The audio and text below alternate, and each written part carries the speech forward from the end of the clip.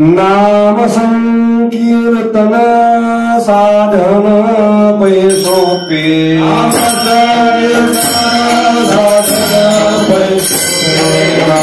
संकीर्तन साधन पैसोपे जरतीर पापी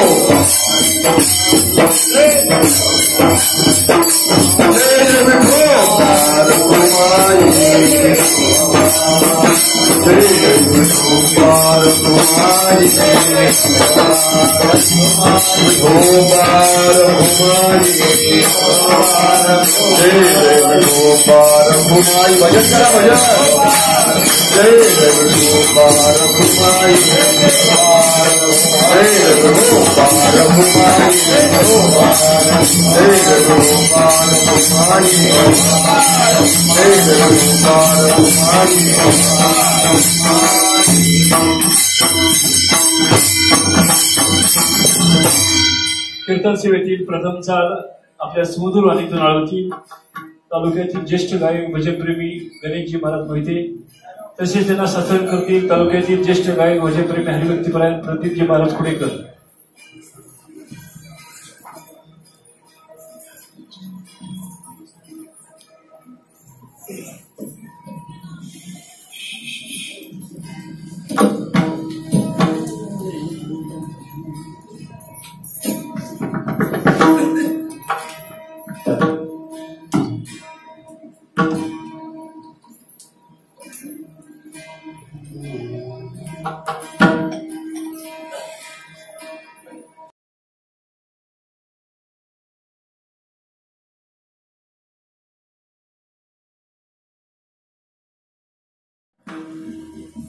नाम संकीर्तन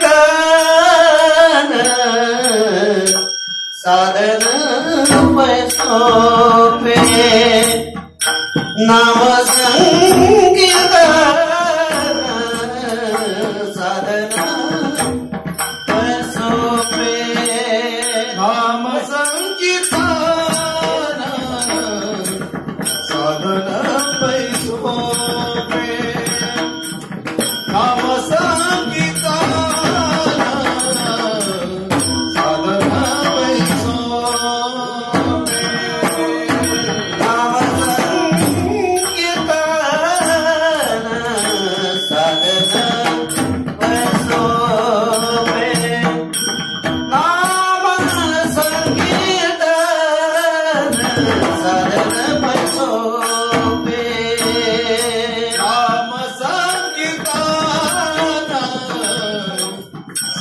साधना पैसोपे नाम संकीर्तन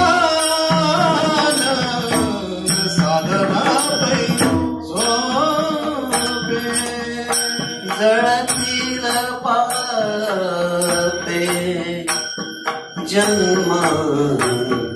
जन्मांतरीचे जळतील पापे जन्मांतरीचे जळतील पापे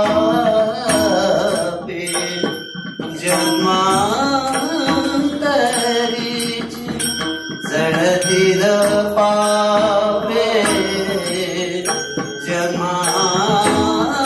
जन्मांतरीचे नरगती सायास जावे वंतरा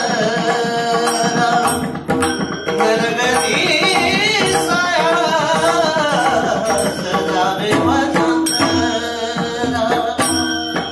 जळतील पापे जन्मांतरीचे जळतील पापे जन्मांतरीचे जळतील पापे जन्मांतरीचे जळतील पापे जन्मांतरीचे नलगती सायास जावे वनांतरा नलगती सायास जावे वनांतरा सुखे तो भरा नारायण सुखे तो भरा नारायण नारायण सुखे तो भरा नारायण आ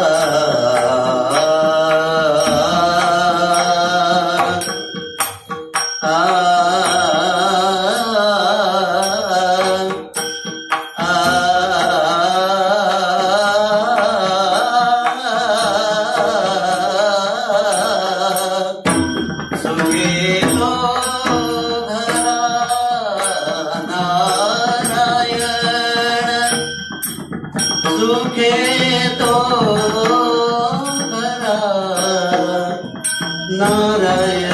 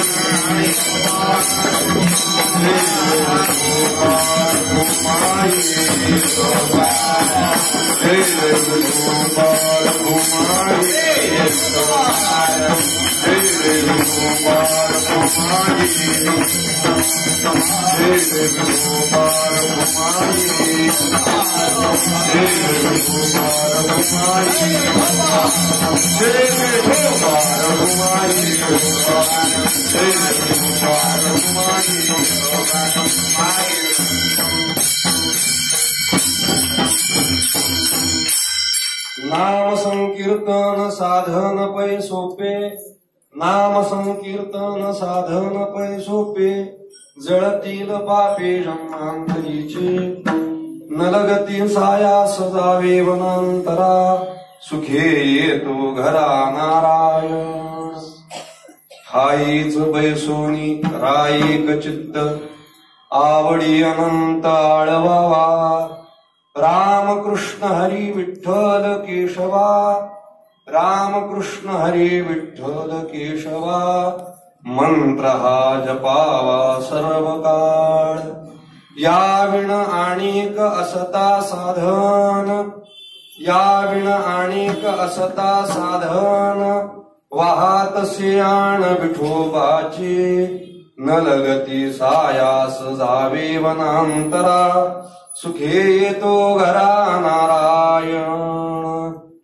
तुका म्हणे सोपे आहे सर्वाहुनी, तुका म्हणे सोपे आहे सर्वाहुनी, शहाणा तो धणी घेतो येथे, न लगती सायास जावे वनांतरा, न लगती सायास जावे वनांतरा, सुखे येतो घरा नारायण. विठोबा रखुमाई, विठोबा रखुमाई, विठोबा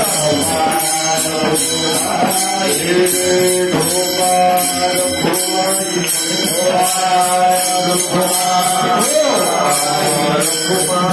विठोबा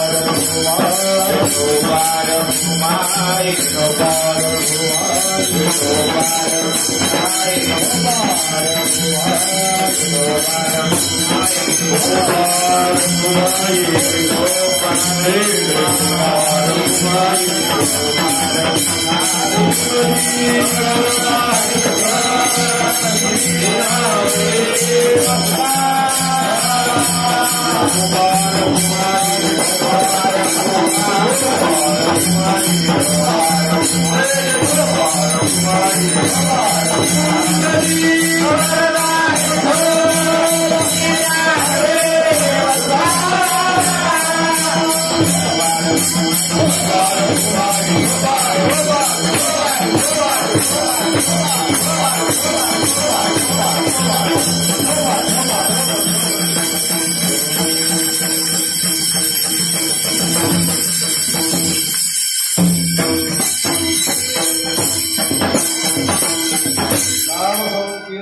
साधन सोपे जळतील पापे शरणांतरीचे नलगती सायास जावे वनांतरा सुखे येतो घरा नारायण. प्राप्त प्रसंगी प्राप्त स्थळी सेवेकरता निवडलेला अभंग हा वैराग्याची महामिरून मणी देहू क्षेत्र निवासी संत श्रेष्ठ श्री जगद्गुरु तुकाराम महाराज यांचा हा नामपर प्रकरणातील नामाची महती प्रस्तुत अभंगामध्ये महाराजांनी नामाची सुलभता, नामाची फलता, त्यानंतर ते नाम कोणतं सारांश सांगायचा तर संपूर्ण अभंगाचा सारांश पाहू गेलं तर नामाची महनीयता या अभंगातून महाराज व्यक्त करतात. विठोबा रघुमाई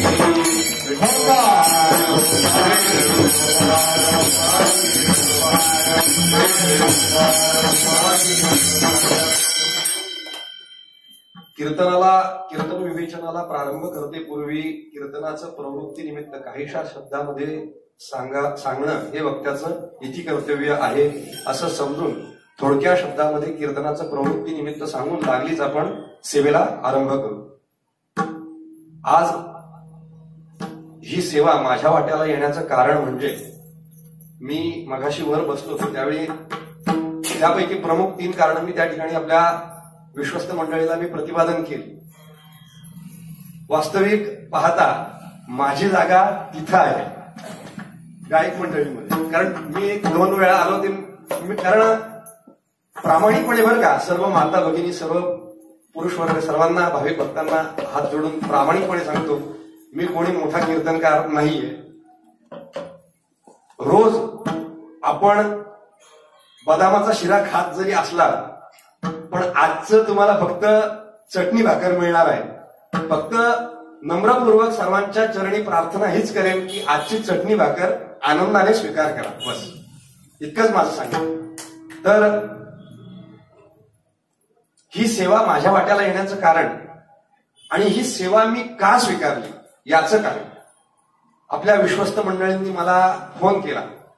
मला थोडा संभ्रम निर्माण झाला की कारण इथे जी सेवा 2 वेळा झाल्या त्या आमच्या ज्येष्ठ बंधूंच्या झाल्या आणि त्या सेवेला 2-3 झाल्या असतील फक्त त्यापैकी 2 सेवेला मी उपलब्ध होतो इथे. मला वाटलं कदाचित त्यांच्या सेवेकरता त्यांचा कॉल लागला नसेल म्हणून मला कॉल आला. तर ते म्हणाले महाराज मुक्तानंद महाराज तुम्ही जोड हो म्हणतात महाराज तुमची सेवा पाहिजे. तर महाराज माझी की बंधुराजांची हवी म्हणजे त्यांची असेल कदाचित तुम्हाला नाव थोडं तुमचं गैरसमज झाला असेल. म्हणतात नाही महाराज त्यांची सेवा दरवर्षी होतच असते आणि प्रतिवर्षी होणारच आहे पण गोकुळाष्टमीच्या या महोत्सवामध्ये आम्हाला तुमची सेवा हवी. त्यानंतर थोडंसं कारण मी काय फार सेवा करत नाही माझ्या जेमतेम बोटावर मोजणे त्या 5-6 सेवा मी काय या 6-5-6 वर्षात झाल्या असतील म्हणून मग मी थोडंसं नकार देण्याचं चाललं होतं. पण तेवढ्याच मनामध्ये निर्माण झालेल्या ज्या गोष्टी की पहिल्यांदा ज्या ठिकाणी मला सेवेचं निमंत्रण आलेले ते स्थळ पहिल्यांदा म्हणजे या जागेत हे स्थळ आहे ही वैराग्याची महामेरू जगद्गुरु श्री तुकोबाराय यांच्या पदस्पर्शाने पावन झालेली नव्हे महाराजांनी या ठिकाणी सेवा केलेली आहे. इतकं हे महान तीर्थक्षेत्र आहे. त्यानंतर माझं गुरु घराणं श्री गुरु साखरे महाराज संप्रदाय ब्रह्मश्री दादा महाराज साखरे यांची देखील परंपरा या मंदिराला लाभलेली आहे. हे झालं दुसरं कारण. आणि त्यानंतर माझं जो मलवंश आणि मलवंशाचे माझे गुरु ब्रह्मलीन श्री गुरु कांबेकर महाराजांची ही अनेक कीर्तनं या मंदिरात झालेली आहेत. त्यामुळे ही सेवा या सेवेला नाही म्हणणं माझ्याच्याने झालं नाही. ही परंपरेची सेवा म्हणून मी स्वीकारली. बाकी तसा विशेष माझा अधिकार नाहीये. आणि सेवा स्वीकारण्यापूर्वी मी आदरणीय मोठे मालक म्हणजे यशोधन महाराज यांना कॉल केला. महाराजांना म्हणाला महाराज अशी तळेगाव मंदिरातली सेवा मला आलेली आहे मालक मी काय करू.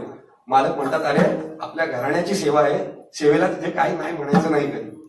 आणि या कारणास्तव या ठिकाणी मी सेवेला प्रवृत्त झालो. विठोबार फुमाई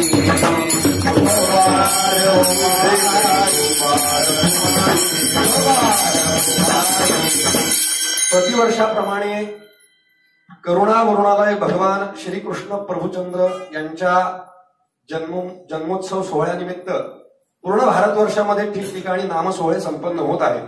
तद्वत आपल्या या तळेगाव दाभाडे या, आता गाव नाही म्हणायचं, ही नगरी आहे मोठी, या नगरीमध्ये हा संपन्न होणारा गोकुळाष्टमीच्या निमित्ताने संपन्न होणारा हा नाममहोत्सव आणि या नाममहोत्सवाच्या उपांत्य कालावधीची सेवा आमच्या संयोजक मंडळींनी, विश्वस्त मंडळींनी माझ्याकडे दिली. उद्या भगवान श्रीकृष्णांचा अवतार कार्य संपन्न होणार आहे. प्रस्तुत अभंगामध्ये जगद्गुरु श्री तुकाराम महाराजांनी सर्वसामान्य जीवाला नामभक्तीचा उपदेश केलेला आहे. एकंदर पाहता हा अभंग सर्वांच्या कानपाठ आहे, तोंडपाठही आहे. संप्रदायातली जी मंडळी म्हणून आहेत त्यांना सर्वांना हा श्रुत अभंग आहे, पाठ आहे. हा अभंग हरिपाठात म्हटला जातो, पण हरिपाठातला नाही हा अभंग. हरिपाठाचे मुख्य अभंग 27च आहे. पण आपल्या पूर्वसुरींनी काही जे नियम घालून दिले त्या नियमाला अनुसरून हरिपाठासोबत काही जगद्गुरु श्री तुकाराम महाराजांचे अभंग त्यामध्ये समाविष्ट केले गेले आणि ते एकंदर सगळा तो संच धरून पूर्ण आपण त्याला हरिपाठ म्हणतो. त्याच्यामध्ये सर्व सुखगोडी साई शास्त्री मोडी हा शेवटचा अभंग आहे हरिपाठात. त्यानंतर मग नामसंकीर्तन साधन पै सोपे हा अभंग म्हटला जातो आणि त्यानंतर गुरु परंपरेचे काही 7-8 अभंग आहेत. ते असं एकंदर मिळून आपल्या वारकरी संप्रदायाचा हरिपाठ होतो. आणि बरं काय मंडळी सांगायचं म्हणजे जे पंचरत्न हरिपाठ वगैरे हे असं काही नाहीये बरं का. संप्रदायात फक्त 2च हरिपाठ मान्य आहे, एक माऊलींचा हरिपाठ आणि एक नाथ महाराजांचा. पंचरत्न हरिपाठ हा नंतर रचित केलेला कोणी माहित नाही, पण संप्रदायाला मान्य फक्त 2च हरिपाठ आहेत, एक माऊलींचा हरिपाठ आणि एक नाथ महाराजांचा. तर असा या हरिपाठ पूर्ण हरिपाठातला एक हा नामसंकीर्तन हा अभंग सेवेकरता निवडलेला आहे. प्रस्तुत अभंगामध्ये जगद्गुरु तुकोबार यांनी सर्वसामान्य जीवाला नामभक्तीचा उपदेश केलेला आहे. या अभंगाचा विचार केला किंवा जगद्गुरु श्री तुकाराम महाराज असतील वा सर्व वारकरी संत, या वारकरी संतांच्या वाङ्मयाचा वा अभंगाचा विचार करू गेलो असता या अभंगांमध्ये विविध प्रकरणं आहेत. काही अभंग नाटाचे आहेत, काही रूपक आहेत, त्यामध्ये काही अभंग हे विश्वासाचे आहेत. त्या अभंगाचा फार काही तिथे डोकं लावायचं नाही. आपण महाराजांनी सांगितलंय ना, मग त्या अभंगावर फक्त विश्वासच ठेवायचा. मग असा विश्वासाचा अभंग एखादा तुम्हाला सांगता येईल का? मग त्याचं उदाहरण तुम्हाला सांगतो. वाचे म्हणता गंगा गंगा, वाचे म्हणता गंगा, वाचे म्हणता गंगा गंगा, वाचे म्हणता गंगा गंगा, दोषराची गंगा, दोषराची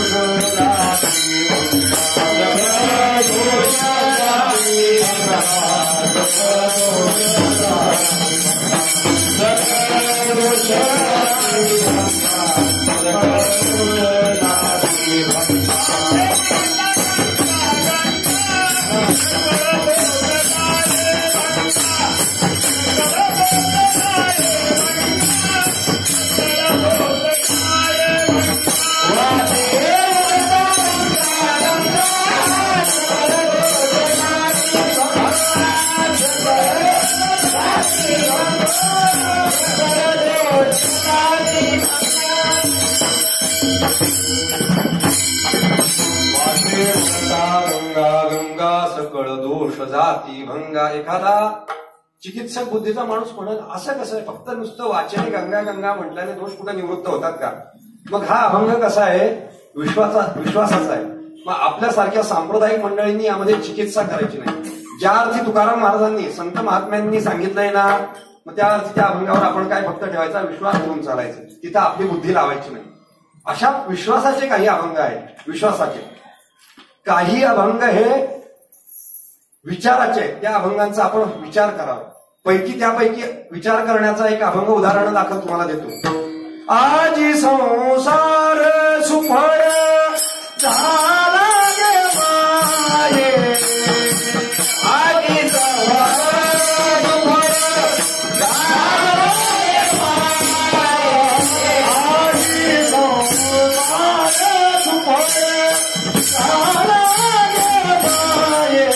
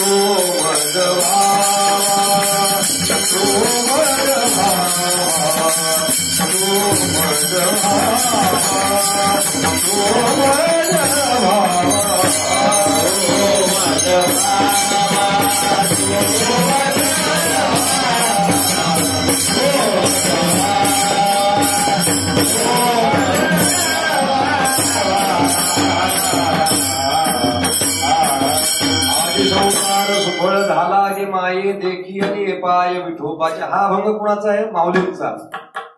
माऊलींचा अभंग. आणि माऊली काय म्हणतात? आजी संसार सुफळ. माऊलींना संसार होता का? माऊली आजन्म ब्रह्मचर्य सांभाळणारे माऊली कसे होते? युक्त योगी होते. माऊली साक्षात कैवल्याचे पुतळे. कैवल्याचा पुतळा प्रगट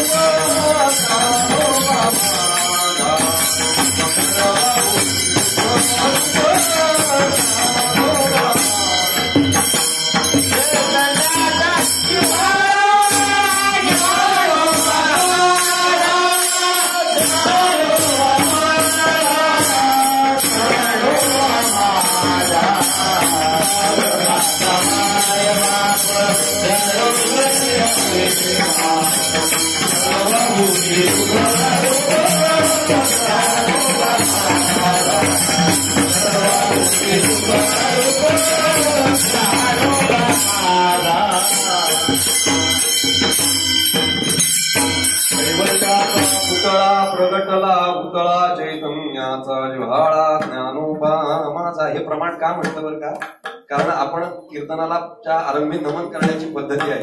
पण आता आपली कीर्तन संपायची वेळ झालेली आहे. कीर्तन सुरू व्हायला थोडा उशीर झाला, हरकत नाही. पण शाळा जरी उशिरा भरली असली तरी शाळा वेळेवर सोडण्याचा मी प्रयत्न करतो, किंवा वेळेच्या आधी सुटण्याची शक्यता आहे.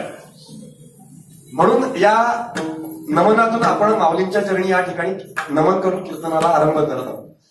तर कैवल्याचा पुतळा म्हणजे असे माऊली, संत सम्राट कैवल्य साम्राज्य चक्रवर्ती माऊली कोण होते? कैवल्याचे पुतळे. किंबहुना कैवल्याचे पुतळे. माऊली कैवल्याचे दानी असल्या कारणाने माऊलींनी बंधमोक्षाची व्यवस्था लावली. ज्याला बंध असतो तो मोक्षाची व्यवस्था लावू शकत नाही. मुक्त कोण करतो? जो ज्याला बंध नाही, बंधनात असेल तो मुक्त कसा करू शकतो? जो स्वतःच बंधनात आहे तो तुमची आमची सोडवणूक करू शकत नाही. मग बंध कुणी सांगावा? जो बंधनाच्या अतीत, जो कैवल्य दानी आहे, कैवल्य प्राप्त जो महात्मा, असे माऊली. आणि याच अधिकाराचे आमचे जगद्गुरु श्री तुकोबाराय. सेवेलागी सेवक झालो, सेवेलागी सेवक झालो,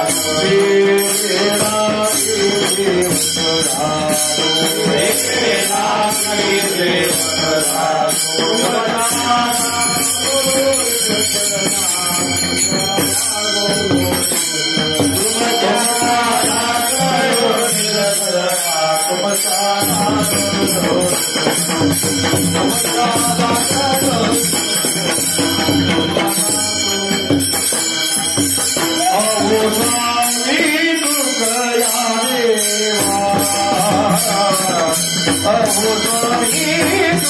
सेवेलागी सेवक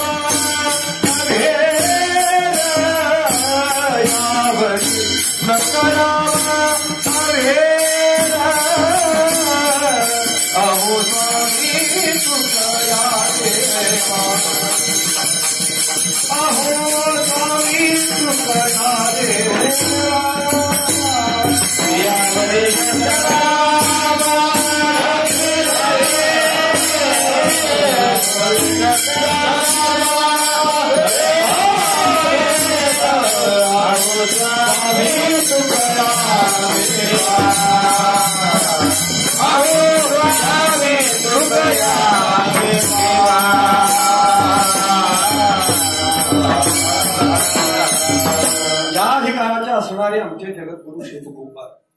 या तुकोबारायांचा हा अभंग, आधी जे 2 अभंग सांगितले उदाहरणादाखल, एक होता विश्वासातला अभंग, ज्याच्यावर विश्वास ठेवा अशा प्रकरणातला अभंग, दुसरा जो प्रमाण सांगितला त्याचा आपण विचार करावा. आणि काही अभंग हे चिंतनपर प्रकरणातील, आणि हा आजचा सेवेकरता घेतलेला अभंग हा चिंतनाचा विषय सांगणारा अभंग आहे. विठोबा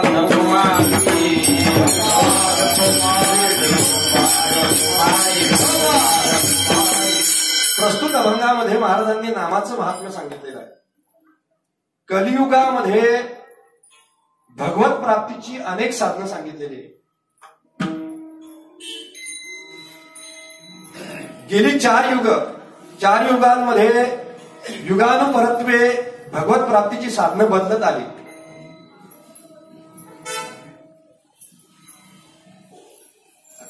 पहिला कोणतं युग? सतयुग.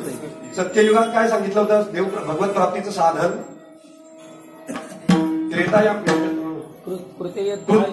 ध्यायतो विष्णू, भगवंताच्या ध्यानाने भगवंताची प्राप्ती. कृतयुगात भगवंताच्या ध्यानाने भगवत प्राप्ती होत होती. त्यानंतर त्रेतायाम यजतो मखय, यज्ञाधिकांनी त्रेतायुगात यज्ञाधिक कर्माने भगवंताची प्राप्ती होत होती. द्वापारे परिचर्यायाम, पूजा अर्चन वगैरे अशा मार्गाने, अशा कर्मांनी भगवंताची प्राप्ती द्वापारात होत होती. पण त्यानंतर आताचं जे युग आहे हे आहे कलियुग. पण कलियुगामध्ये माणसाची बुद्धी म्हणा सगळं अतिशय क्षीण होत गेलं. कलियुगाचा महिमाच त्या पद्धतीचा आहे. ऐका कलीचे महिमान पापासी रिझले, ऐका कलीचे महिमान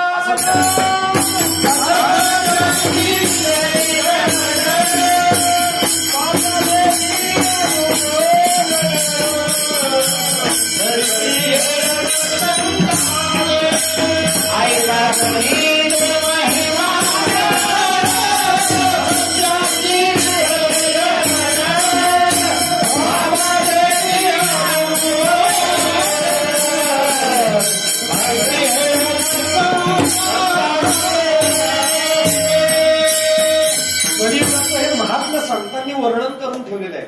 मग विचार करा, कलियुगामध्ये माणसाची बुद्धी आता पूर्वीसारखी राहिली का? क्षमता, योग्यता आहे का भगवत प्राप्तीची? मग संतांना सर्वसामान्य जीवांचा आलेला कळवळा आणि त्या त्याला अनुसरून सर्वसामान्य जीवांच्या उद्धाराकरता अत्यंत सोपी साधना म्हणून हा भक्तिपंथ संत महात्म्यांनी या सर्वसामान्य जीवाला खुला केला. त्यामध्ये हा आमचा नामभक्ती, त्यामध्ये ही नामभक्ती. मग ही नामभक्ती कशी आहे?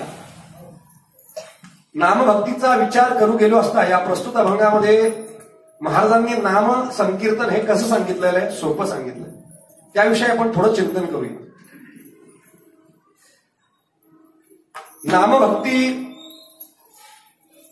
नामभक्तीचा जर विचार करू गेलो तर भगवत नामाकरता, भगवत नामचिंतनाकरता एकतर पहिला विचार सांगायचा तर नामसाधनेकरता कोणत्याही देशाचा व काळ, देश वा काल संभवत, म्हणजे त्याच्यासाठी कोणतेही बंधन लागू पडत नाही. पहिल्यांदा देशाचा विचार करू. नामसाधना करण्याकरता एखादं पवित्रच ठिकाण असलं पाहिजे असा काही नियम नाही. आता आपण एखाद्या भगवंताचं नामजपा करता बसलो तर पंढरीच्या पांडुरंगाच्या देवळात किंवा अन्य शिवालयामध्ये असो, कोणत्या पवित्र स्थळावर असेल तर तिथे आपण भगवंताचं नामजप केला तर ते चांगलंच आहे. पण अनायासे जर तुम्ही एखाद्या अपवित्र ठिकाणी असाल तर त्या ठिकाणी तुम्हाला बंधन लागू होतं का इथं नामसाधना करू नये? तर तसं नाहीये.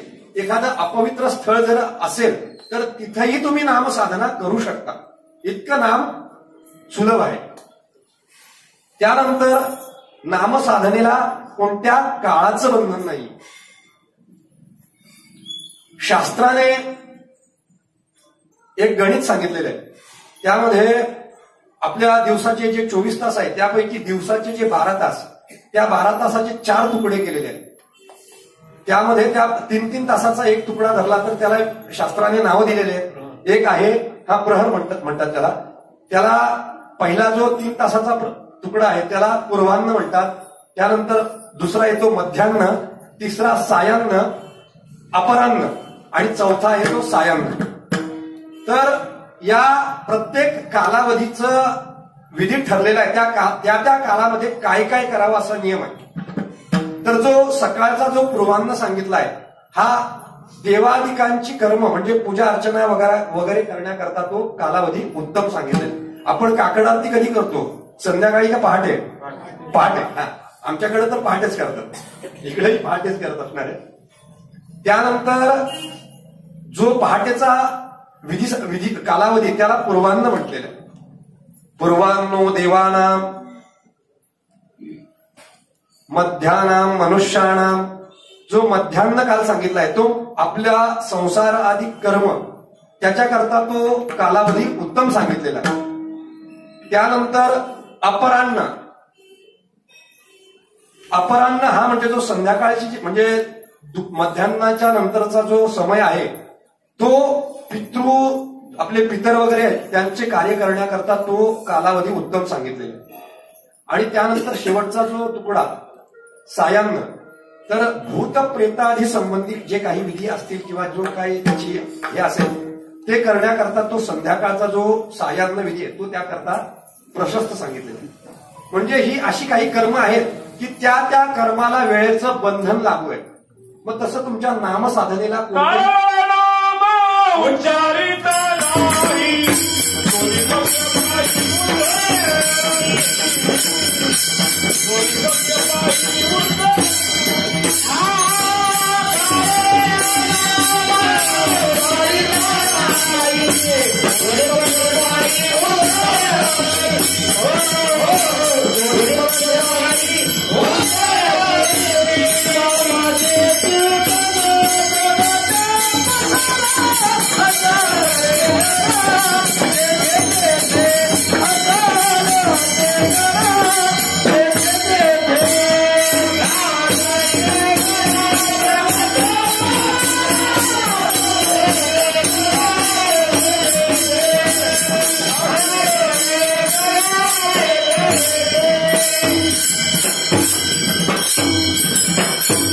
एकंदर नामसाधनेला ना देशाचं बंधन आहे ना काळाचं बंधन.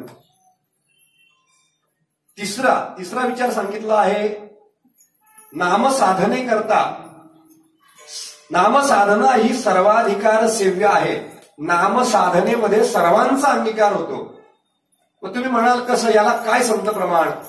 या रे लहान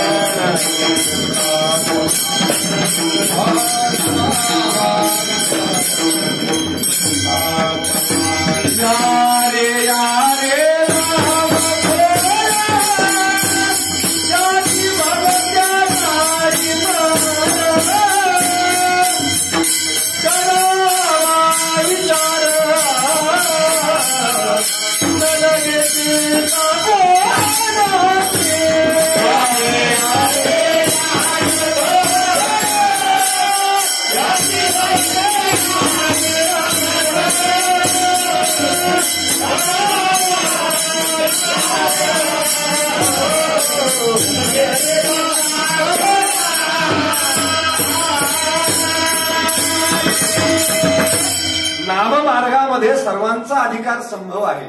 या रे लहान थोर याती भलत्या नारी नर करावा विचार न लगे चिंता कोणासी. नाम साधनेमध्ये संतांनी सर्वांना समावेश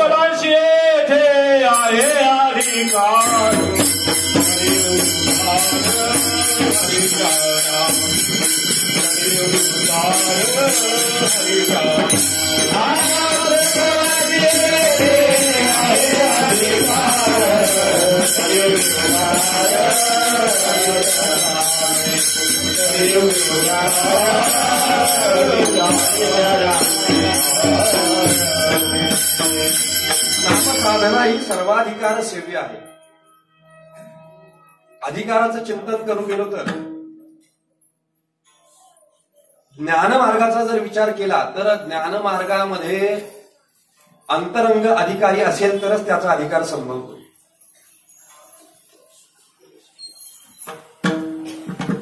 अध्यात्मशास्त्रही ये अंतरंगोचे अधिकारी ये येरवाप चातुर्ये होईल सुखिया असं चिंतन आहे. मग सर्वसामान्य जीवाने आपला उद्धार करून घ्यायचा नाही का?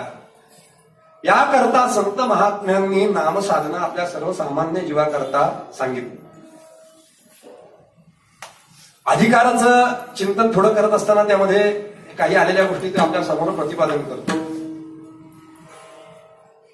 व्यवहारामध्ये जर पाहिलं तर काही गोष्टी या ज्या त्या वयातच शोधल्या जातात. आता नामसाधनेकरता जो सर्वांचा अधिकार त्याकरता प्रमाण आपण दिलं, या रे लहान थोर. मग कोण म्हणेल नामसाधना ही लहानांना सांगितलेली आहे, कोण म्हणेल मोठ्यांना सांगितलेली आहे. नक्की करायची कुणी? लहानाने पण करावी, मोठ्याने पण करावी. या रे लहान थोर याती भलत्या. इथे ना कोणत्या जातीचं यातीचं कुळाचं याती कुळ प्रमाण, येथे याती कुळ अप्रमाण. इथे कोणत्याही कुळाचं बंधन नाहीये, सकळाच येथे आहे अधिकार. व्यवहारामध्ये जर पाहिलं एखादा छोटा मूल आहे, लहान मूल आहे, तो लहान मूल, आता आपण सर्व मंडळी इथं बसलोय, लहान मूल एखादं इथून रांगत गेलं तर मला सांगा त्याचं कोणाला राग येईल का? तो लहान आहे आणि त्याला लहान रांगणं हे लहान मुलाला शोभतं. मग एखादा 30 वर्षाचा तरुण म्हणेल अरे त्याला, कारण सगळ्यांना अधिकार आहे, मग मी पण या बैठकीतून रांगत जातो, चालेल का? मग जे ज्याला शोभतं ते त्यालाच शोभतं. मग त्याच पद्धतीने नामभक्तीला तसं काही बंधन नाहीये. नामभक्ती कोणी केली तरी शोभते.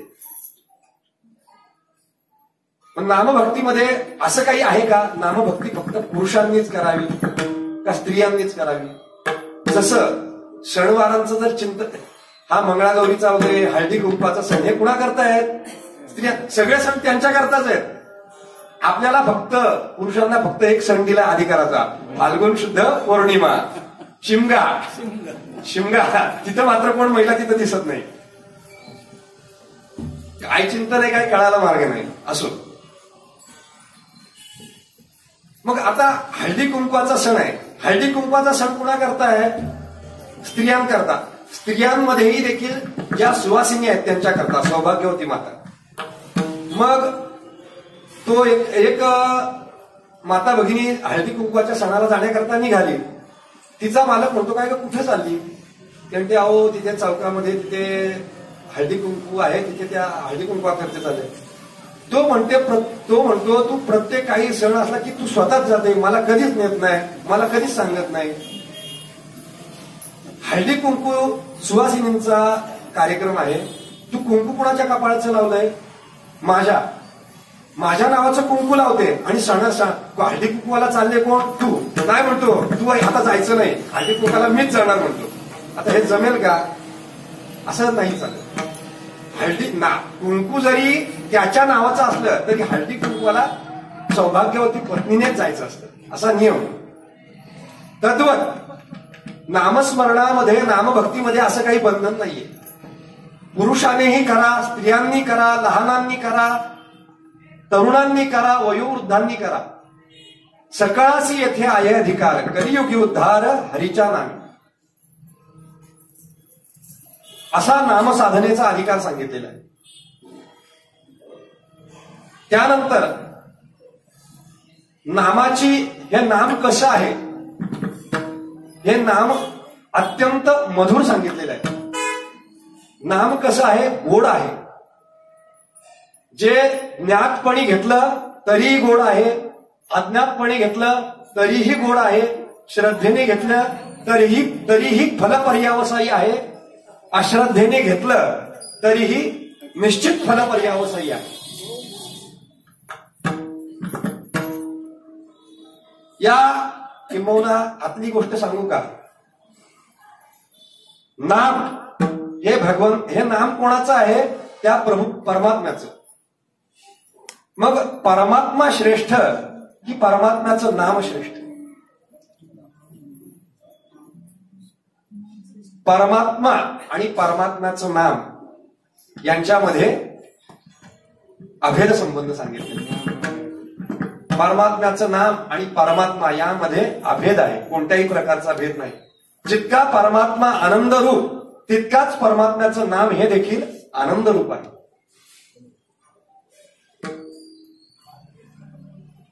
त्यातल्या त्यात आतली गोष्ट म्हणजे परमात्म्या, बोलू नका बरं का कुणाला, परमात्म्यापेक्षा परमात्म्याचं नाम श्रेष्ठ आहे.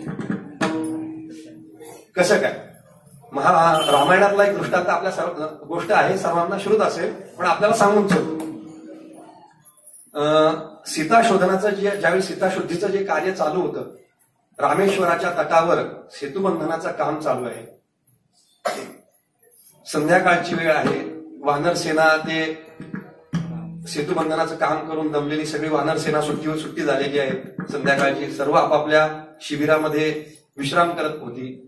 अशा प्रसंगाला प्रभू रामचंद्र समुद्राच्या तटावर त्या सेतूच्या बाजूला बसले होते.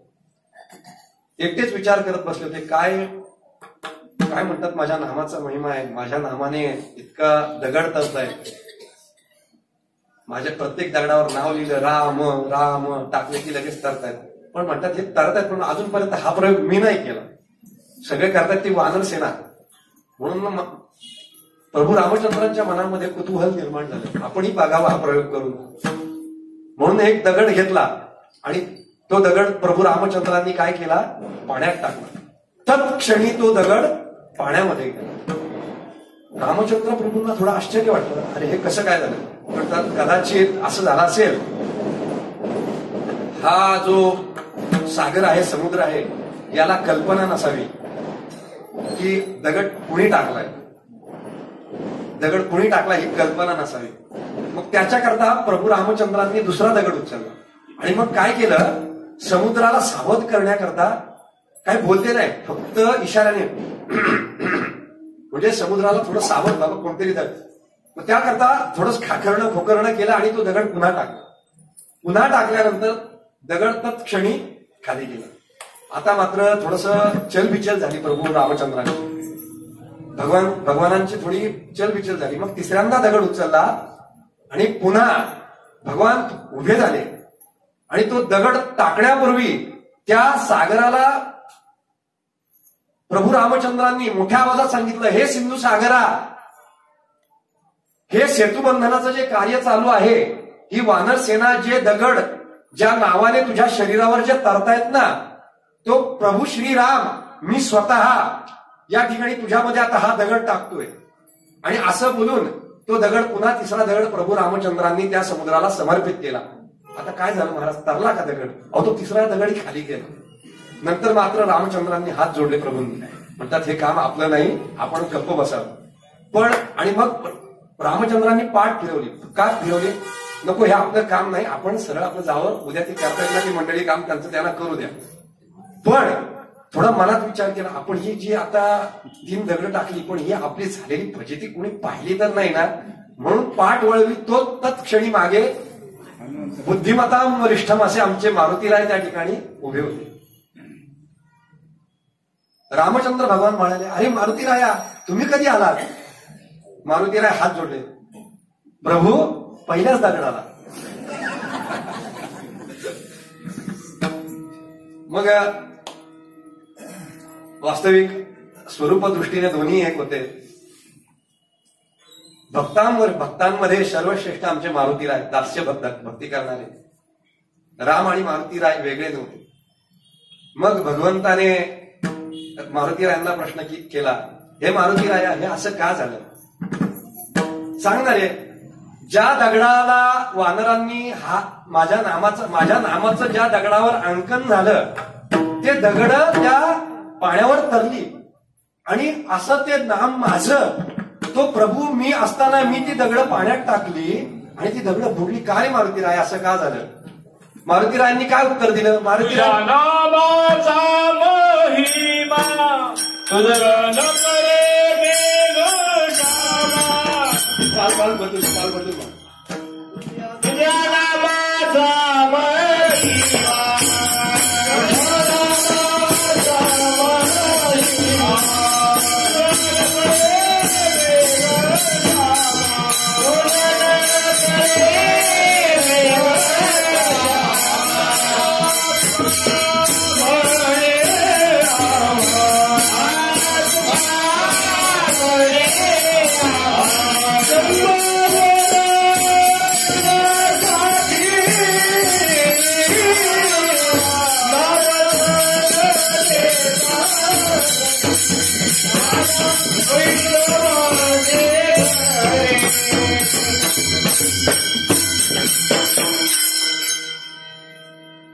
मी तो अल्पमतीहीन, मी तो अल्पमतीहीन, तुमचे वरगुण, उदकी तारीले पाषाण, हे महिमा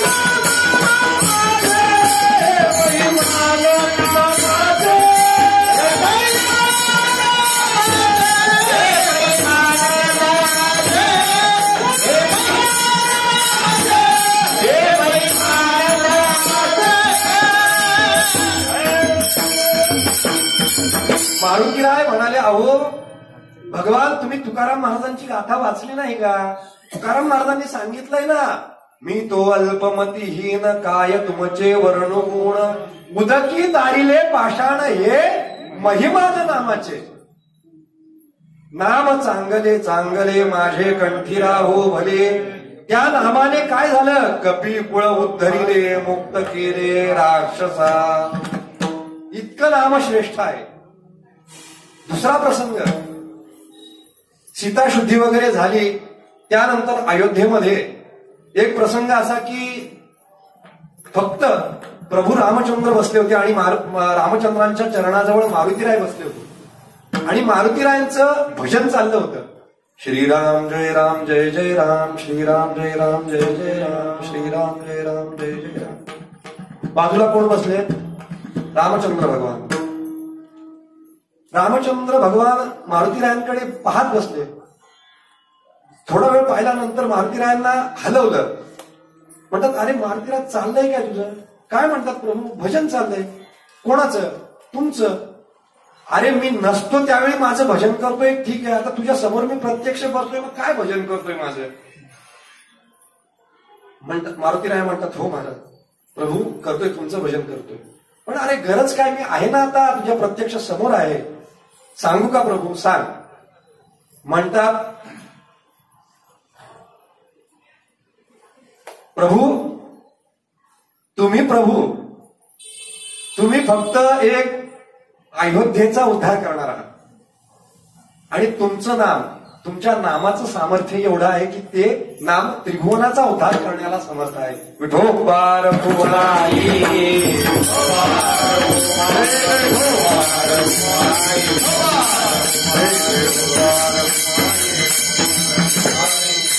अशा प्रकारे मारुतीरायांनी प्रभू रामचंद्रांना हे पटवून दिलं की हे प्रभू रामचंद्रा, तुमचं नाम हे तुमच्याही पेक्षा एक काकणाने श्रेष्ठ आहे. अशा प्रकारे नामाची सुलभता आपल्याला या 4 गोष्टींवरून सांगता येईल. नाम हे, नामाला देश काळाचं बंधन नाहीये, नामाला कोणताही विशेष अधिकार लागत नाही. किंबहुना नाम हे कसं आहे, गोड आहे. जिव्हे गोड 3 अक्षरांचा रस, अमृत जयास पिके पुढे. अमृताहुनी नाम गोड तुझे देवा, असं या नामाचं महात्म्य आहे. आणि मग हे नाम, हे सोपं नाम, हे सोपं नाम, या नामाची साधना जर आपण केली तर या नाम साधनेवर जर आपण आरूढ झालो तर तद्वारा काय होतं याचं यथार्थ वर्णन जगद्गुरु श्री तुकोबाराय अभंगाच्या पहिल्या नाम संकीर्तन साधन पैसोबे, संकीर्तन साधन पैसोबे, नाम संकीर्तन साधन पैसोबे, संकीर्तन साधन पैसोबे.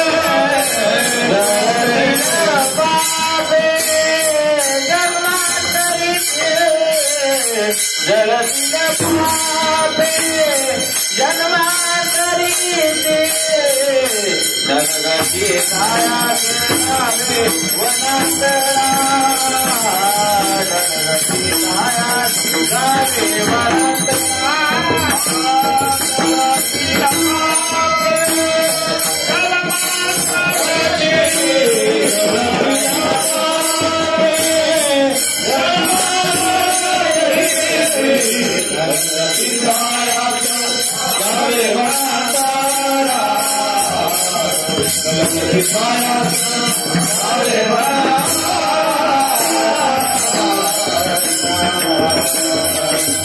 संकीर्तन साधन पै सोपे. नाम संकीर्तन ही साधना कशी आहे, सुलभ आहे.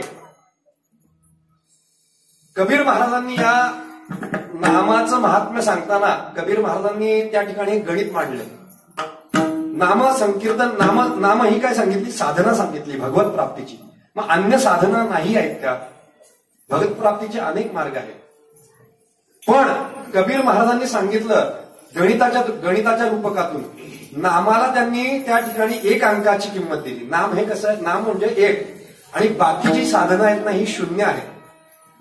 बाकी साधनं तुम्ही घ्या आणि त्यांच्या समोर जर नाम साधनाचा 1 म्हणजे जर त्या शून्यासमोर 1 अंक लावला तर काय होतं, त्या शून्याला किंमत येते.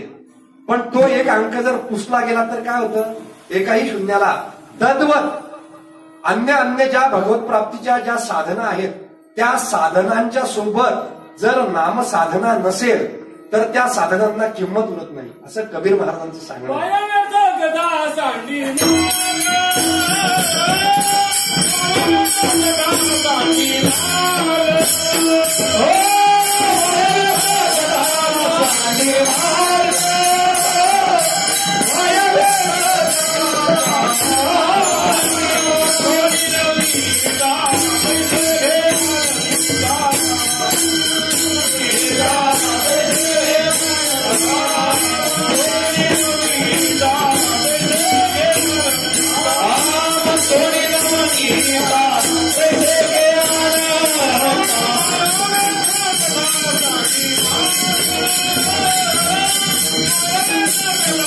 Thank you.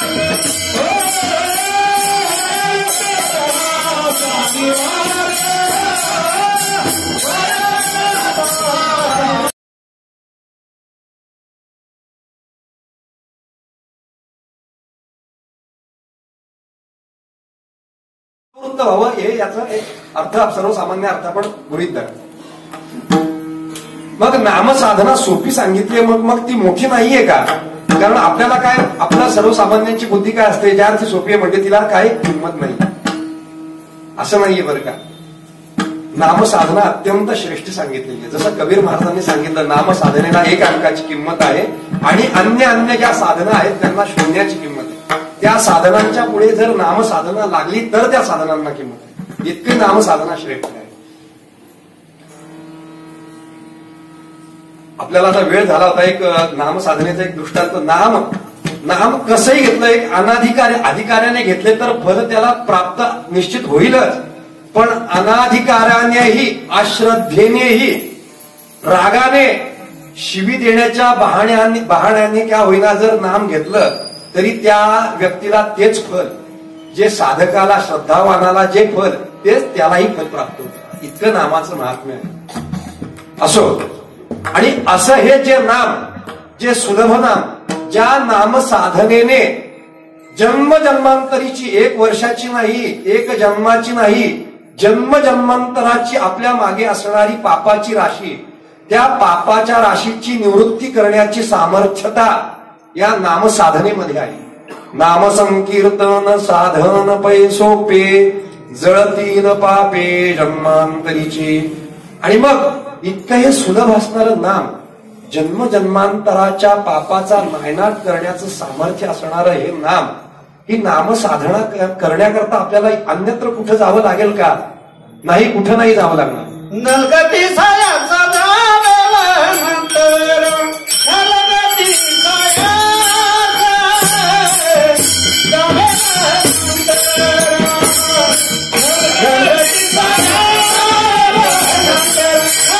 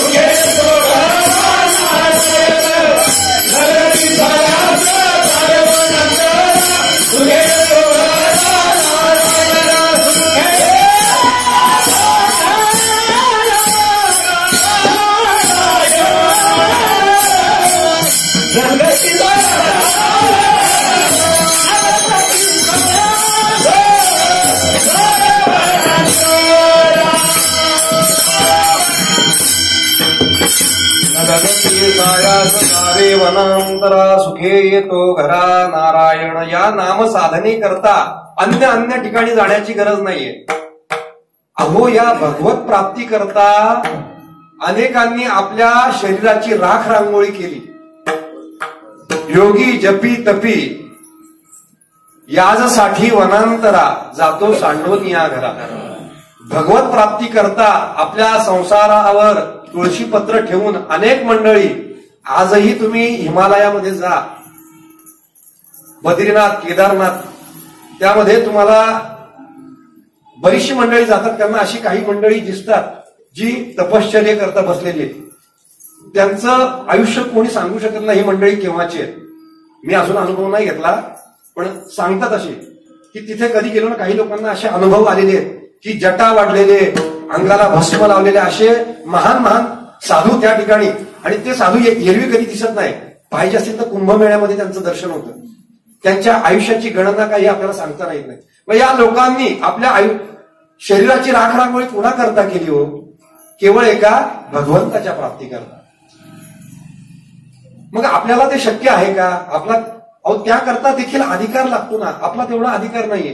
रोज हॉटेलमध्ये बटाट वडे खाणारे आपण, आपल्याला वैराग्य कधी होणार महाराज? सांगा ना. तुमचं जाऊ द्या, माझंच मी सांगतो.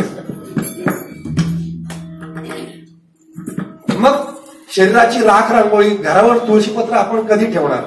अहो 8 तासाकरता ज्यावेळी कामावर जातो ना, त्यावेळी कामावर गेल्यानंतर तिथे गेल्या गेल्या घड्याळाकडे लक्ष, 5 कधी वाजता येत ना, घरी कधी जातो. मग आपल्याला वैराग्य कधी निर्माण होणार? मग अशा आपल्या सर्वसामान्य जीवाकरता हा नाम मार्ग आपल्याला संतांनी खुला केला. कारण संतांना माहित आहे आपला अधिकार काय. बुडत हे जन नगे खवे डोळा,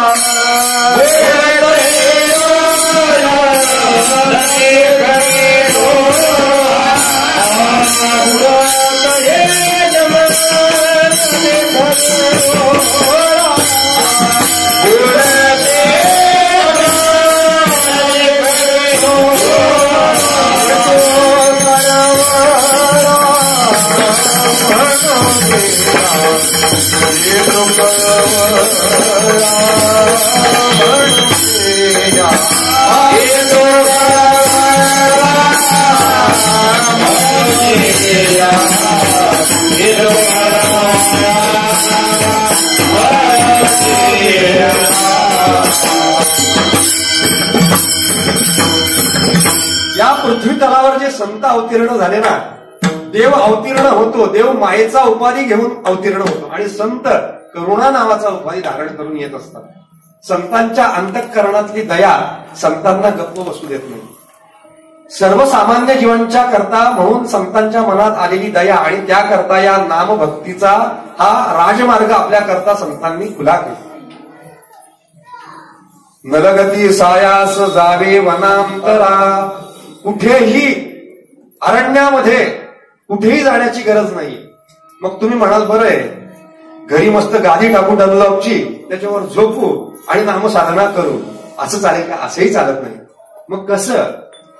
ठाईच बैसोनी करायक चित्त, ठाईच बैसोनी करायक चित्त, ठाईच बैसोनी करायक चित्त, ठाईच बैसोनी करायक चित्त, आवडी अनंत आठवा, आवडी अनंत आवडी अनंत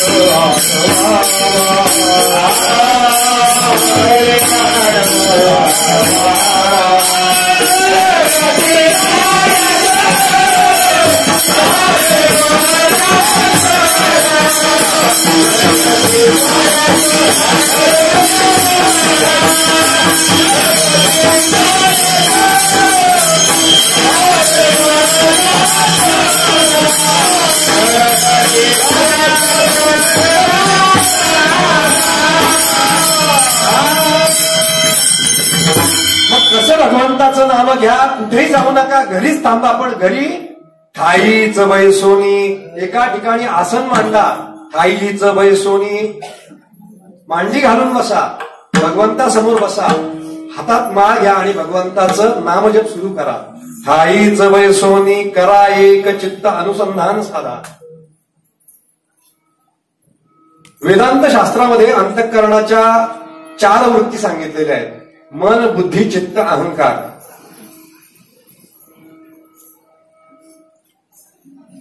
या 4ही वृत्ती आहेत. त्या 4 वृत्तींना संसाराकडे न लावता त्या 4 वृत्तींनी भगवंताचं चिंतन करा, असं महाराजांचं सांगणं आहे. ठाईच बैसोनी करा एक चित्त, आवडी अनंत आळवावा. कळे न कळे जा धर्म, कळे न कळे जा धर्म, ऐका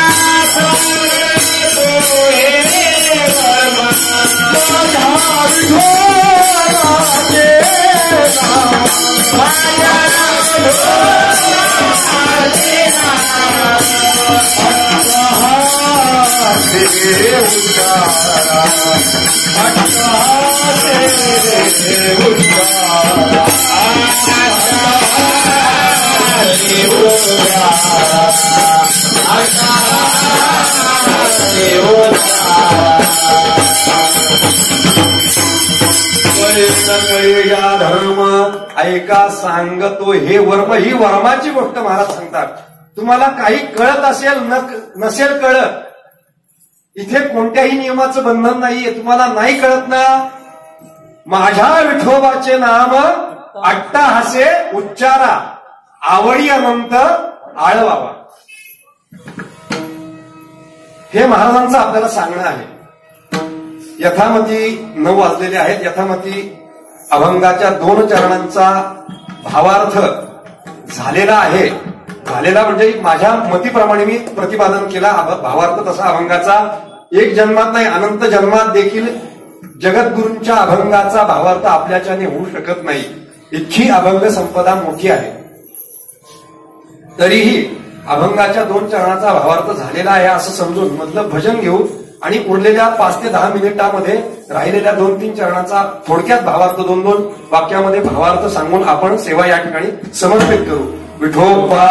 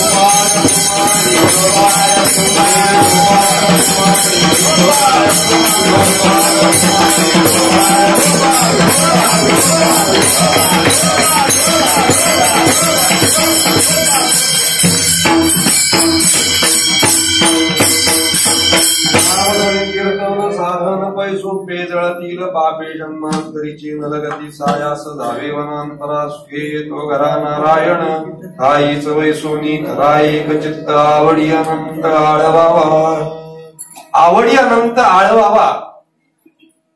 महाराज तुम्ही आम्हाला नामसाधनेमध्ये प्रवृत्त केलं, पण हा जो परब्रह्म परमात्मा याची नावं अनंत आहेत, त्याचे अवतार अनंत आहेत. मग आम्ही जी नामसाधना करायची, प्रभू परमात्मा कसा आहे? अनंत आहे. प्रभू परमात्म्याचं अनंत हे नावही आहे आणि त्याची नावही किती आहेत? अनंत आहेत. विष्णू सहस्त्रनाम पाहून घ्या. मग पैकी आमच्या सर्वसामान्य जीवाच्या उद्धाराला कारणीभूत होणारी नावं कोणती? तशी अनंत नावं ही तुमचा उद्धार करण्याला समर्थ आहेतच, पण त्यापैकी प्रमुख कोणती नावं, कोणत्या नावांचं आम्ही चिंतन करावं असा प्रश्न महाराजांना प्रश्न महाराजांच्या समोर आल्यानंतर आपण कोणत्या नावाचा जप करावा याचं उत्तर महाराजांनी अभंगाच्या 3ऱ्या चरणात रामकृष्ण हरे विठ्ठल रामकृष्ण हरे विठ्ठल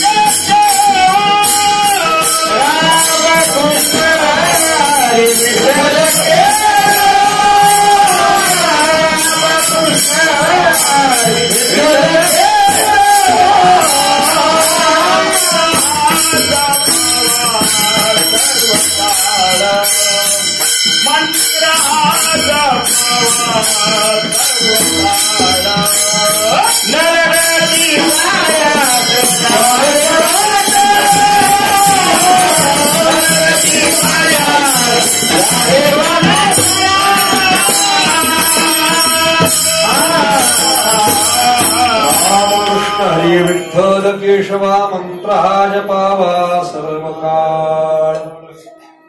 भगवंताच्या अनंत नावांपैकी या नामाचाच उपदेश तुकाराम महाराजांनी आपल्याला का केला? भगवंताचे अनंत अवतार 10 अवतारांचं जर चिंतन, बाकी अन्य अवताराचे जे काही प्रकार सांगितले त्यापैकी रामकृष्ण अवतार हे पूर्ण अवतार सांगितलेले. पूर्ण अवतार, पूर्णतम अवतार अशा स्वरूपाचे हे अवतार. आणि या अवतारांमध्ये भगवंताने अनंत भक्तांचा उद्धार केलेला आहे. अनंत भक्तांचा उद्धार करण्याकरता हे नाव अधिक सामर्थ्यवान सांगितलेले. रामकृष्ण, त्यानंतर हरी, विठ्ठल, केशवा. विठ्ठल म्हणजे काय? विठ्ठल या शब्दाची फोड करताना व्याकरणाच्या दृष्टीने गुरुवर्य सद्गुरू साखरे महाराजांनी सांगितलेले विठ्ठल हे नाव वित या धातूपासून झालेले. वित हा धातू ज्ञानवाचक आहे. थोडक्यात ज्ञानाला जो आकार प्राप्त झाला, ज्ञानाला विचा ठोपा म्हणजे आकार, ज्ञानाला प्राप्त झालेला आकार म्हणजे तो आमचा विठ्ठल.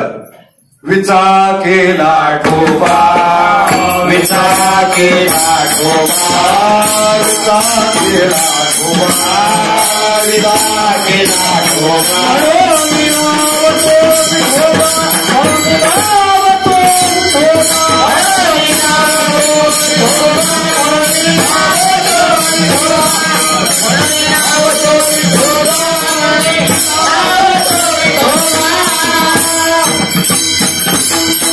असं एकंदर असल्या कारणाने रामकृष्ण हरी विठ्ठल केशवा मंत्र हा जपावा सर्व काळ. किंबहुना भगवंताचं नाम हे मंत्रतः सत्य आहे, स्वरूपतः सत्य आहे आणि फलतःही हे नाम सत्य आहे.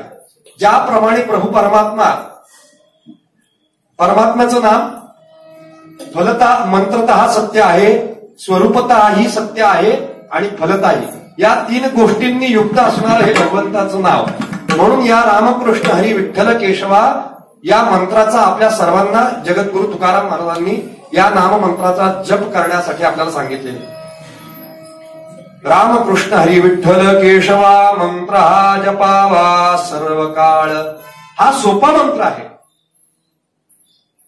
तसं वैदिक मंत्र जर पाहिले तर काही मंत्र असे आहेत की त्या मंत्राचा जर आपण उच्चारण करताना जर त्या मंत्रामध्ये काही उच्चारणामध्ये जर दोष निर्माण झाला तर त्या मंत्राच्या द्वारे प्राप्त होणारं फल तर लांबच राहिलं, उलट आपल्या ठिकाणी दोष लागला जातो. मंत्र जळे थोडा तरी धडची होय वेडा. आणि बरं का झालेली आहेत बरं का मंडळी, काही मांत्रिक तांत्रिक साधने करता काही मंडळी जातात, पण त्या साधने करता देखील अधिकार असावा लागतो. आणि अधिकाराची न्यूनता असल्या कारणाने किंवा त्या मंत्राच्या पुरश्चरणामध्ये काही जर दोष, काही अनावधानाने काही दोष निर्माण झाल्या कारणाने ती मंडळी अक्षरशः भ्रमिष्ट होऊन जातात. हे पाहिलेले डोळ्यांनी मी. इतकं मंत्राचं सामर्थ्य आहे. मग नाम साधना ही सर्वसामान्य जीवाला सांगितली का तर सोपी आहे, सुलभ आहे. आपला अधिकार, आपल्या अधिकारानुपरत्वे नामसाधनेचा आपल्याला उपदेश केला. मग ती नामसाधना देखील तितकीच निर्दुष्ट असावी, तितकी सोपी असावी की नाही. कारण मंत्रतंत्र संस्कृतचे मंत्र आपल्याला बोलता येतील काय नाही येतील सांगता येत नाही. मग याकरता हे भगवंताचं जे सोपं नाम आहे त्या नामाचा उपदेश जगद्गुरु तुकोबारायांनी आपल्याला केला. रामकृष्ण हरी विठ्ठल केशवा मंत्र हा जपावा सर्व काळ. अहो सरती शेवटी आपण ही काळ्या डोक्याची कलियुगातलीच माणसं ना. तुकाराम महाराजांनी सांगितलं तरी विश्वास कुठे बसतोय माणसांचा. बघा ना, एखाद्या आपल्या आईने जर आपल्याला सांगितलं की बाळा तू अभ्यास कर, किंवा एखादी गोष्ट सांगितली बाळा तू हे कर बघ तुला नक्की त्याचं फळ मिळेल, तरी आता आईने सांगितल्यावर विश्वास ठेवायला पाहिजे. मग आपण काय म्हणतो, आई नक्की का, खरंच ना, खरंच ना. मग त्यावेळी आई काय करते, बाळा अरे तुला शपथ घेऊन सांगतो. आणि तद्वत या नामसाधनेविषयी या आपल्यासारख्या सर्वसामान्य जीवाला ज्यावेळी शंका निर्माण झाली त्या शंकेचं निरसन करण्याकरता जगद्गुरु तुकोबारायांनी प्रभू पांडुरंग परमात्म्याची शपथ घेऊन चौथ्या या विनानिक असता पैसा धन या विनानिक असता पैसा धन या विनानिक असता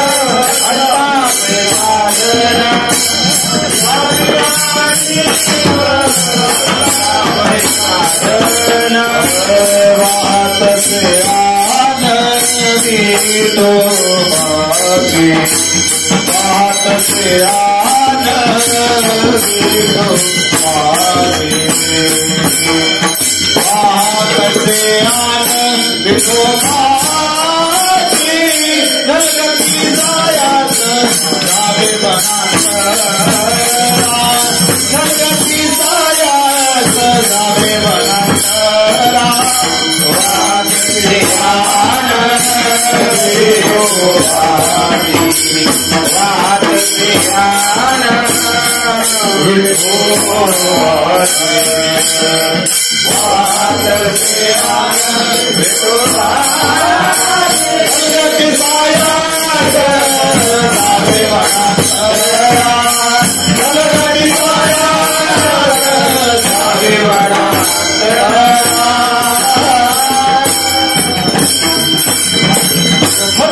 महाराज शपथ घेऊन भगवंताची शपथ घेऊन सांगतायत या वीण आणिक असता साधन यापेक्षा अन्य कोणतंही साधन सुलभ नाही आहे भगवत प्राप्ती करता. भगवंताची आण घेऊन तुकाराम महाराज सांगतायत अन्य साधनं भगवत प्राप्तीची आहेत पण त्या साधनांमध्ये तुम्ही निश्चित फलापर्यंत पोहोचालच हे मात्र सांगता येत नाही. म्हणून आपल्याला तुम्हाला झेपेल अशाच साधनाचा उपदेश तुकाराम महाराजांनी या अभंगातून केलेला आहे.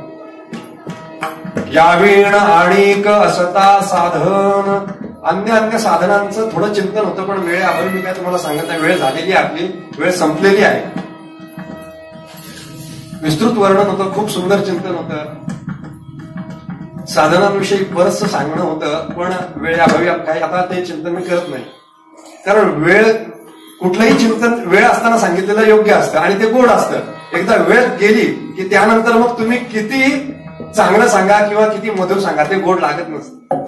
असो या वीण आणिक असता साधन वाहत सेयाण विठोबाची. त्यानंतर ही नामसाधना संसारात असो वा परमार्थात असो ज्या ज्या साधना आपण अंगीकार करतो किंवा साधनेचा अंगीकार करतेवेळी त्या त्या साधनेच्या अधिकाराचा आणि फलाचा विचार केला पाहिजे. जर साधना अंगीकार करत असताना जर तुम्ही अधिकाराचा विचार नाही केला, फलाचा विचार नाही केला तर तुम्ही वेडे ठरले जाता असं चिंतन आहे बरं का. परमार्थात इतकेच आहे.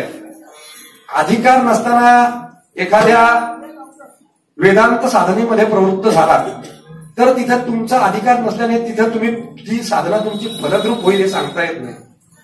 त्याचसाठी तुम्हाला गुरूंच्या चरणाजवळ नाक घासावं लागेल. तो अधिकार प्राप्त होईल पण त्याकरता विशेष प्रयत्न करावे लागतील. मग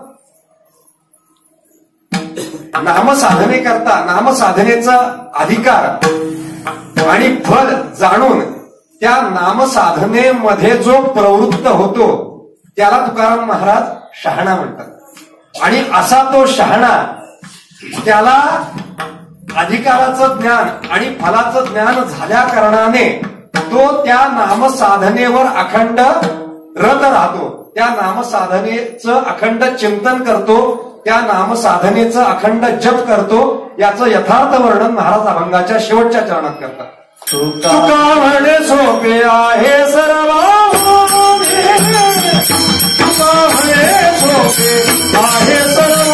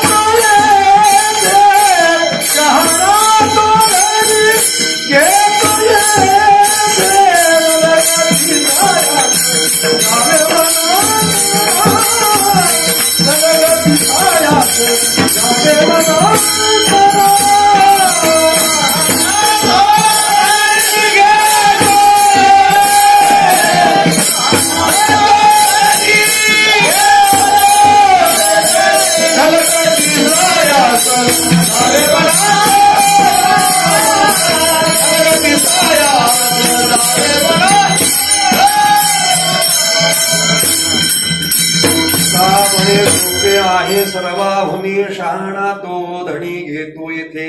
उपक्रम आणि उपसंहारामध्ये एक वाक्यता. सुरुवातीला नामसंकीर्तन साधन पै सोपे, तुका म्हणे सोपे आहे सर्वाहुनी. असं हे इतकं विस्तृत चिंतन आपल्या समोर सांगितल्यानंतर तुकाराम महाराज सांगतात ही नामसाधना तुका म्हणे सोपे, सर्व साधनांमध्ये सोपं हे नामसाधना, ही नामसाधना आहे. ही नामसाधना तुम्हाला निश्चित फलाची प्राप्ती करून देणारी आहे. त्या नामसाधनेमध्ये तुमचा अधिकार, सर्वसामान्य जीवाचा अधिकार आहे. या नामसाधनेमध्ये तुम्ही कोणीही प्रवृत्त होऊ शकता. यारे यारे लहान आधी सांगितल्याप्रमाणे नर असो, नारी असो, पुरुष असो, स्त्री असो, लहान असो, वयोवृद्ध असो, सगळ्यांचा येथे अधिकार आहे. आणि अशी ही निर्दुष्ट असणारी नामसाधना ही सोपी, अत्यंत सुलभ, सोयीस्कर आणि इतकी सोपी असताना देखील ही प्रशस्त आहे आणि हा राजमार्ग आहे.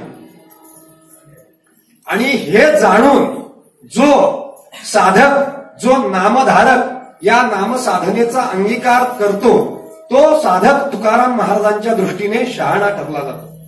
आणि असा तो शहाणा नामधारक तुकाराम महाराजांच्या वचनावर विश्वास ठेवून त्या नामसाधनेच्या जपामध्ये अखंड प्रवृत्त राहतो.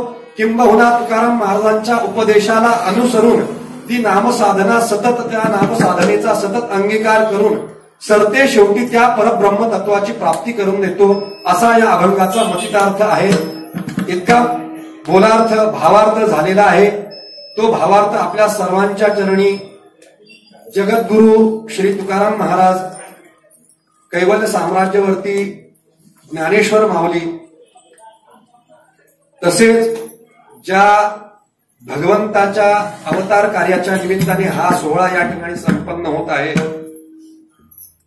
भगवान श्रीकृष्ण चंद्रांच्या चरणी माझे परमश्री गुरु, ज्या गुरु परंपरेला मनामध्ये ठेवून या ठिकाणी सेवेला प्रवृत्त झालो, अशी माझी साखरे घराण्याची परंपरा. या परंपरेतील जी म्हणून झालेली अधिष्ठानावर असलेली सर्व मंडळी, गुरुमंडळी या सर्वांच्या चरणी, तसेच आज या ठिकाणी माझे मातृचरण, पितृचरण या ठिकाणी माझ्या सेवेला उपस्थित आहेत, माझ्या मातृपितृचरणावर आणि तुम्हा सर्व संत सज्जन मायबापांच्या चरणावर ही माझी सेवा समर्पित करतो. प्रस्तुत सेवेमध्ये सेवा मी अगदी सहजरित्या, म्हणजे फार मी अंतरंगात प्रवेश नाही केला. त्यात कीर्तन सेवेला थोडा उशीर झाला सेवा सुरू व्हायला. या कारणास्तव फक्त वरपंगी चिंतन मी आपल्याला सांगितलं. या चिंतनामध्ये माझ्या बोलण्याच्या ओघामध्ये काही दोषास्पद शब्द गेले असतील तर तो माझ्या बुद्धीचा दोष आहे. ते माझे अनावधानाने गेलेले काही दोषास्पद शब्द असतील ते माझे मला परत करा. आणि या मी सुरुवातीला जसं सांगितलं त्याप्रमाणे आताही सर्वांना नम्रपणे सांगतो की कीर्तन, या ठिकाणी कीर्तनामध्ये आपल्या सर्व श्रोते मंडळीला कोणत्याही प्रकारचा उपदेश करावा असा माझा कोणताही हेतू नाही. कारण आपण सर्व निरक्षीर विवेकवान मंडळी आहात. अनेक दिग्गज मंडळींची, विद्वान मंडळींचं श्रवण केलेली आपण मंडळी आहात, अधिकारवान मंडळी आहात. तुमच्यासारख्या मंडळीला मी काय उपदेश करावा? आपण सर्व मंडळी परमार्थ पथावर प्रवृत्त असणारी मंडळी आहात आणि उपदेश करण्याचा तसा माझाही काही विशेष अधिकार नाही. फक्त गुरु परंपरेची सेवा आणि एक अनुवाद करावा या रूपाने, आणि विशेषतः म्हणजे जगद्गुरु तुकोबारायांच्या पदस्पर्शाने पावन झालेली ही भूमी, या भूमीमध्ये मला काही सेवा करण्याचा योग प्राप्त झाला. ती सेवा मला दवडायची नव्हती. हा मनामध्ये भाव ठेवून फक्त मी या सेवेला प्रवृत्त झालो. कीर्तनातून फक्त आपण तुकाराम महाराजांनी जे भगवंताचं नाम सांगितलं त्या नामाचा तेवढा अंगीकार करा, त्या नामाचा आपण सर्वांनी जप करा, निरंतर या भगवत कार्यामध्ये सर्वांनी रत राहा.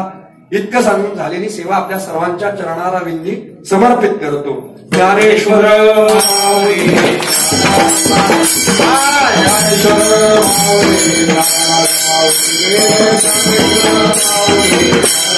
ज्ञानेश्वर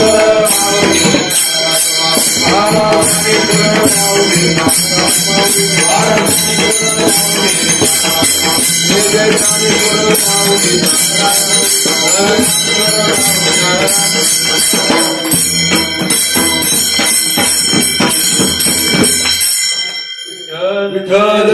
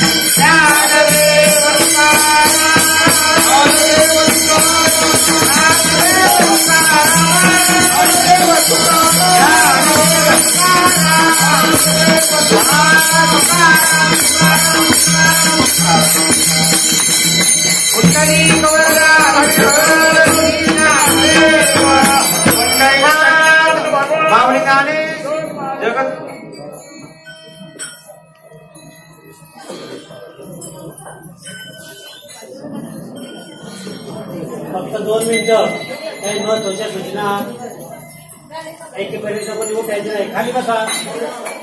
फक्त 2 मिनिटं खाली बसा. या ठिकाणी हा जो कीर्तन सोहळा चालू आहे त्याचं आजचं कीर्तन कांबेकर महाराजांचं झालेलं आहे.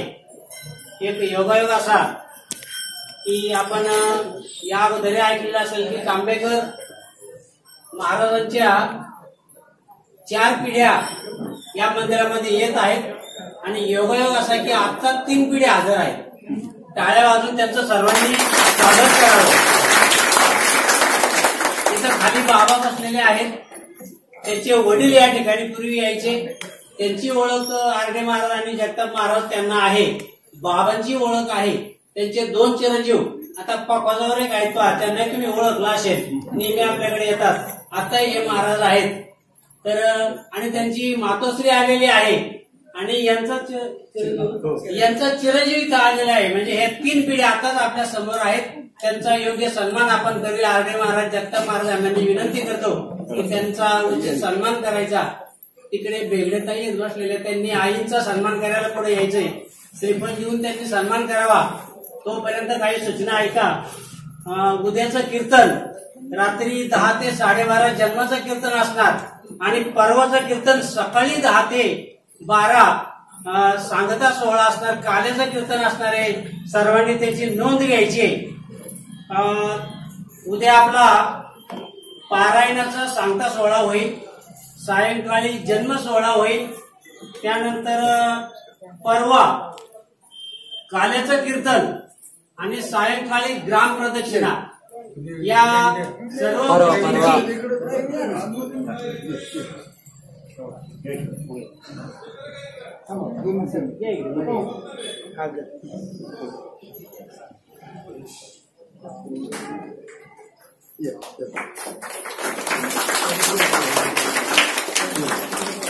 कुंडली